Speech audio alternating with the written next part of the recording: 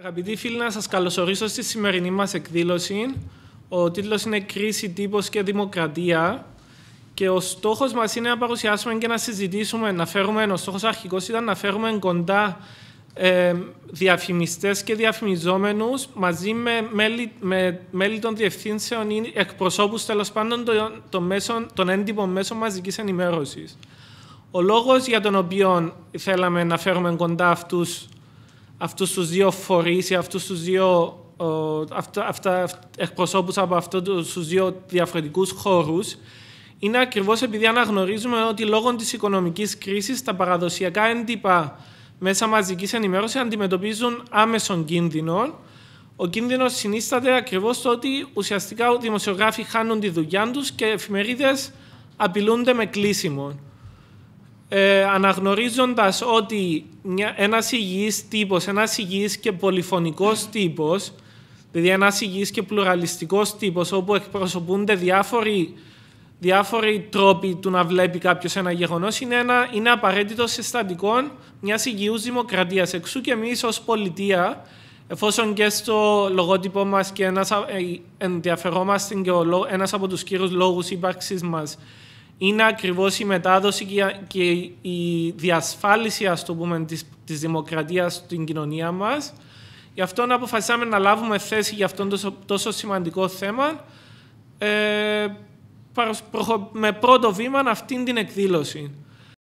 Σήμερα, όπως έχουν έρθει τα πράγματα, ο Αντώνης των 50 χρόνων έχουν ήδη απολύσει από την εφημερίδα του 15 δημοσιογράφους.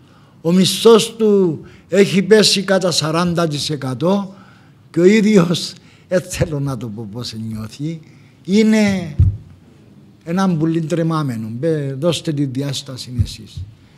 Εγώ δεν μπορώ να λειτουργήσω έτσι, ελεύθερα. Αν έρθει ο εκδότης μου και πει μου, ρε κουμπάρε, τούτον που γράφεις ξαπολά το και μεν το γράψεις και λοιπά. Υπό άλλες συνθήκες να του πω πήγαινε που δάμε ρε κουμπάρε. Επειδή είμαι και λίγο φωνακλάς εγώ και λίγο έτσι πολύ κοντή τρελός και να του βάλω τις φωνές. Σήμερα δεν ξέρω. Δεν έχω απάντηση να θα κάνω το ίδιο. Δηλαδή, μπορεί να γίνομαι και λίγο υποχείριο. Μπορεί να μην έχω και τη σπονδυλικιστήρη που είχα προχτές. Οπότε πού είναι τη δημοκρατία. Πού είναι το σκάνδαλο που είναι να βγάλω. Να πού σημαίνει δημοκρατία μέσω τούτου. Ελευθέρα έκφραση άποψης. Ελευθέρα ροή πληροφοριών. Αυτές τις πληροφορίες που ήβρα από εκεί πρέπει να τις βγάλω έξω. Αν ήξερα κάτι που το τραπεζικό σύστημα πριν 2 χρόνια, αυτή η λοβιτούρα, η αρπαχτή που γίνεται και μέσα εκεί με τα μπόνους με τα αυτά, πρέπει να τα βγάλω εγώ. Αυτόν είναι ο τύπος. Το μέσο μαζικής επικοινωνία. Αυτή είναι η ουσία. Τώρα, εγώ εκπροσωπώ το Σύνδεσμο Διαφήμισης Επικοινωνίας Κύπρου και είμαι μέλος του Συνδέσμου. Η θέση του Συνδέσμου στο συγκεκριμένο θέμα είναι δεν μπορούμε να καταργήσουμε κάποια μέσα για χάρη κάποιον άλλο. Εμείς θέλουμε πολυφωνία. Δεν μπορεί να καταργηθεί ούτε η τηλεόραση, ούτε το ραδιόφωνο, ούτε οι εφημερίδες, ούτε οτιδήποτε άλλο μπορεί να μας προσφέρει επικοινωνία. Ο Σύνδεσμος σκοπό έχει μάλλον τα μέλη του Συνδέσμου, απότερος του σκοπός είναι να βρίσκουν από το κάθε κανάλι τα σωστά άτομα. Δηλαδή, εάν η εφημερίδα είναι ένα μέσο, μπορούμε να βρούμε συγκεκριμένα άτομα. Εάν μιλούμε για outdoors, πάλι με τον ίδιο τρόπο. Δεν μπορούμε να αποφύγουμε κάποια μέσα. Και όσο περισσότερο μέσα έχουμε, μπορεί να είναι πιο πολύπλοκο το επάγγελμά μας, αλλά από την άλλη καταλήγουμε να είμαστε και εμείς πιο συγκεκριμένοι στα άτομα τα οποία θέλουμε να μιλήσουμε, στα κανάλια.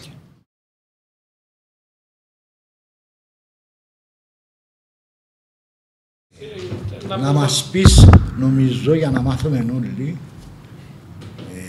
για τη ροή της διαφήμισης. Ελίαν, πώς ήταν, πώς είναι, κάποια νούμερα, κάποιες καταστάσεις, δεν είναι ανάγκη επακριβώς, για να δούμε το πρόβλημα, νομίζω. Εάν θέλετε αριθμούς, να μιλάτε για μεγάλα ποσοστά, γύρω στο 60 με 70% μείωση του τζίρου. Ο λόγος που υπάρχει τούτη μείωση μάλλον, είναι στο γεγονός ότι από τις 15 Μαρτίου, έτσι, υπήρχε μεν το πρόβλημα, αλλά από 15 Μαρτίου και μετά τα πάντα σταμάτησαν. Αν ήμουν εγώ ένας πελάτης σας και εσείς ξέρετε ότι υπάρχει ένα εξελίξει, ένα κίνημα να σαμποτάρουν αυτούς που διαφημίζονται τις πινακίδες έξω, τις διαφημιστικές, τις μεγάλες, και εσείς ξέρετε ότι αν ο πελάτης σας διαφημίσει στις πινακίδες του, είναι πιθανό πολλοί καταναλωτές να το αναβέβαλαν το προϊόν του. Τι θα με συμβουλεύκες? Αλλά εάν όντως σαμποτάρει κάποιος, τότε να ψάξουμε να βρούμε τους καταναλωτές από άλλον κανάλι. Ειδικά αυτούς που δεν διαβάζουν τηλεόραση, που δεν διαβάζουν εφημερίδα, αλλά ούτε παρακολουθούν τηλεόραση. Διότι οι νεαροί είναι ίντερνετ και έξω. Νομίζω ο ρόλος των billboards είναι κυρίως με απλό τρόπο να δίνουν ένα πολλά μικρό συμπυκνωμένο μήνυμα. Το ερώτημα που μπαίνει όμως για εμάς τους πολίτες είναι το μόνο λόγο που θέλουμε να έχουμε σήμερα είναι καθόλου ικανοποιητικό και αρκετό για να ζούμε σαν πολίτες σε μια δημοκρατική χώρα. Αντιλαμβάνομαι το θέμα που μπαίνει, ότι είναι πολύ σοβαρό.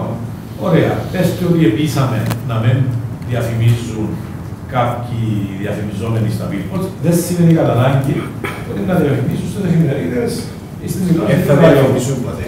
Πουθενά δεν θα διαφημίσουν. Βέβαια, εδώ μπαίνει το θέμα της ανανέωσης και των ίδιων των μέσων μαζικής επικοινωνίας, με την έννοια του ότι πρέπει να γίνουν πιο ζωντανά, πιο νεανικά, ίσως για να αρχίσουν. Να αποχρωματιστούν τα περισσότερα. Έχει μια σειρά από τέτοια πράγματα.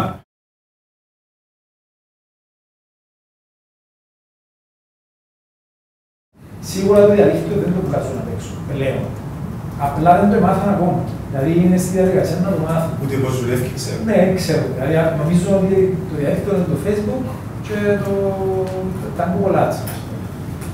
Όταν τους εξηγάς, και μιλήσαμε τότε με τον Γιώργο που συνάδελφος, ο Κωστής, συγγνώμη,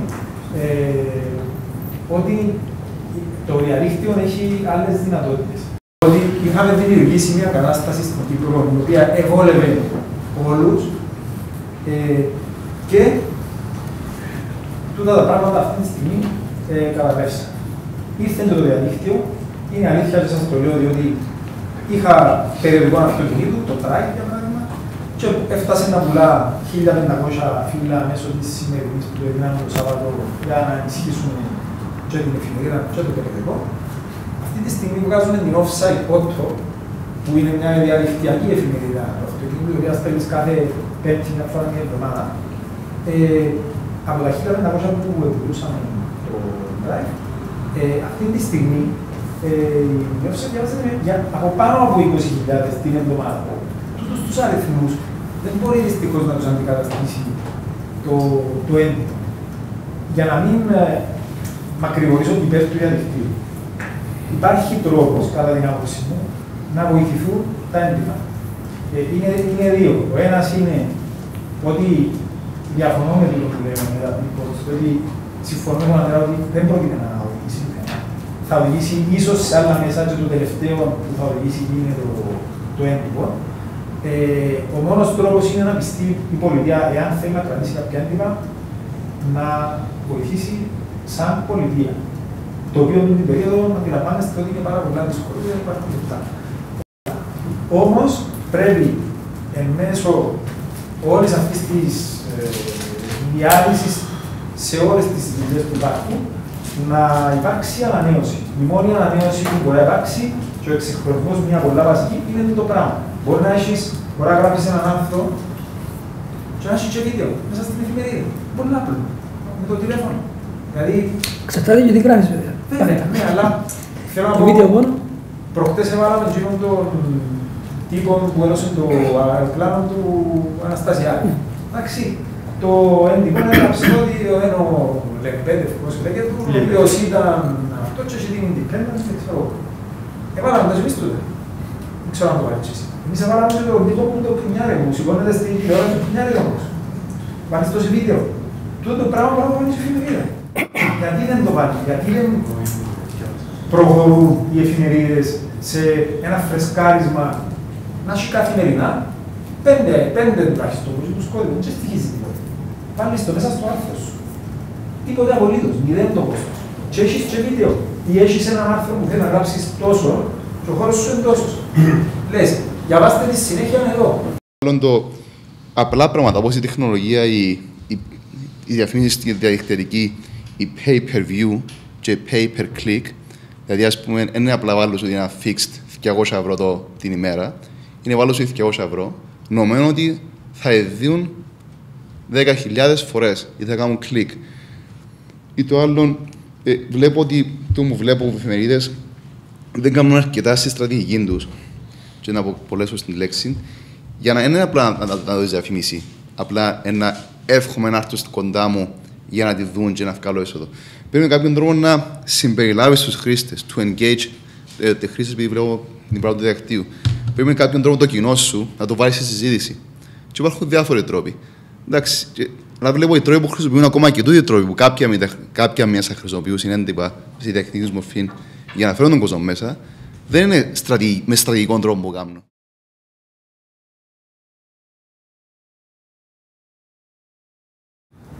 Το πρόβλημα είναι να προσπαθείς να καταστείς συμβατές δύο έννοιες εκ των πραγμάτων αντίθετες. Ονομάζεται ελευθερία της αγοράς, μέσα στα πλαίσια του καπιταλισμού, και δημοκρατία. Γιατί? Γιατί εκείνος που έχει το κεφάλαιο, εκείνος που έχει καραντίνα, έχει το μονοπόλιο, τα συμφέροντα του είναι συναφή με τη δημοκρατία. Προσωπικά έχω ηθικό πρόβλημα να υποστηρίξω να φύγουν τα χρήματα από τις εξωτερικές πινακές στις οποίες απεχθάνομαι, δεν τις θέλω, ή από οποιοδήποτε άλλο μέσο και να πάνε στις εφημερίδες που λειτουργούν τώρα.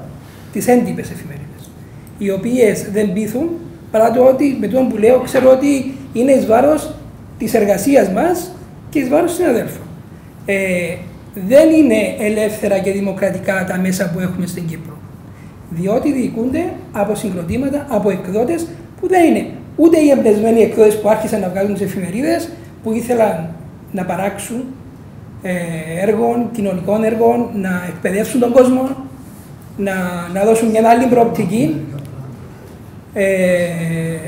και να πάρουν πιο μπροστά την κοινωνία, αν θέλουμε.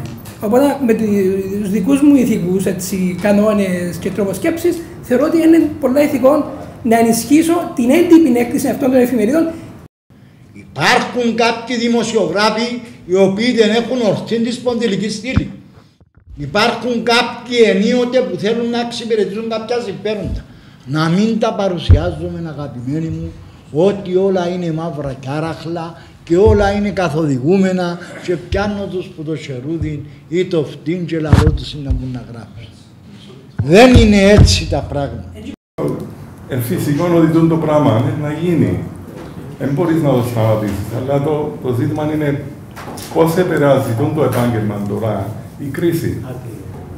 Επειδή εκείνοι που τα πιάνουν πριν, ξέρουμε ότι δουλέψαμε και μαζί, δεν σκέφτηκαν καμιά φορά για το μέλλον, άμα έχει κρίση, και τα 20 εκατομμύρια που έφκατα κάποτε, να φύγω έναν ποσό, ξέρεις, τα πράγματα νομίζω φυσικό ότι είναι να γίνουν. Και ένα τελευταίο σχόλιο για τη διαφήμιση εποχής κρίσης, εγώ καταλαβαίνω πώς είναι να πείσει ο διαφημιστής των κόσμων, και οι υπογραφίες είναι άνεργοι, πώς είναι να πείσει τον κόσμο να αγοράσει κάτι τη στιγμή που έχει λεφτά πάνω του.